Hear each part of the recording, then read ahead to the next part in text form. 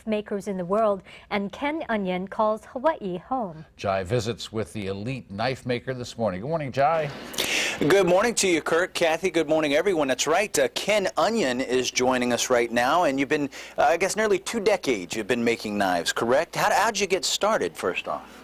Well, I grew up in a little town in Palestine, West Virginia, a farm boy that needed to use knives every day on the farm, and it was just the most practical tool. So I carried that love of the knife throughout my adulthood, and I love the craft. I love building things.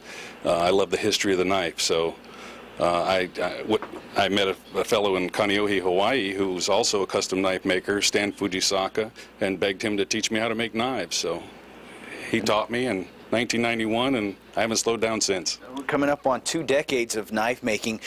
At the front here, these first 2 rows, we see a lot of your, I don't even exactly know, but these are handmade, basically, correct? And how did you, first off, let's talk about how you basically revolutionized the knife business, because you came up with a number of patents, but maybe one of the most important is the safety opening. The speed safe mechanism.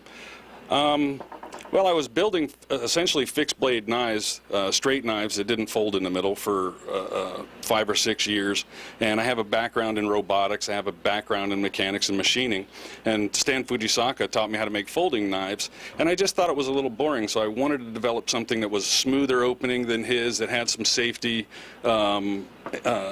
characteristics in the knife itself, and allowed the user to open a knife quickly with one hand, do what he had to do, and put it back in his pocket quite nicely.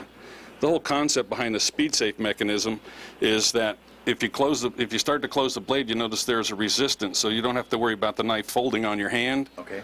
And then once the knife is closed, it's securely closed, so there's no chance of accidental opening. And then to utilize the knife, you just pull the flipper on the back, and the knife opens up, and you can do what you've got to do. Close the knife one hand, put it back in your pocket, done. And that's important, like you said. So many folks who utilize your knives, whether it's hunting, recreational, things like that, don't necessarily have time to put things down, open them with 2 hands, but you still wanted it to be obviously very safe for the user. That's correct. I'm an outdoorsman. I love the outdoors. I've been hunting and fishing most of my life. I grew up on a farm where taking care of cattle and working with hay, and every time I needed a knife, one hand was always busy. So, you know, it just made sense to develop a product like this.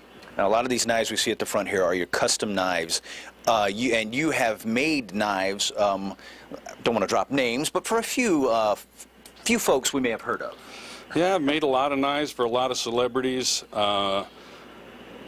They like to collect the high-end art products. They like to carry, you know, just like any celebrity, they like to carry the best there is, and I'm real grateful that they consider what I do some of the best there is. Nick Cage, Steven Seagal, name a few? That's a few. That's a few. His name is Ken Onion. He is absolutely tops when it comes to making knives. We'll visit with him again and let you know about a very special project he's working on with disabled veterans, and we'll tell you more about that. You are watching Hawaii's Morning News. Thanks for starting your Tuesday with us right here on KHON2.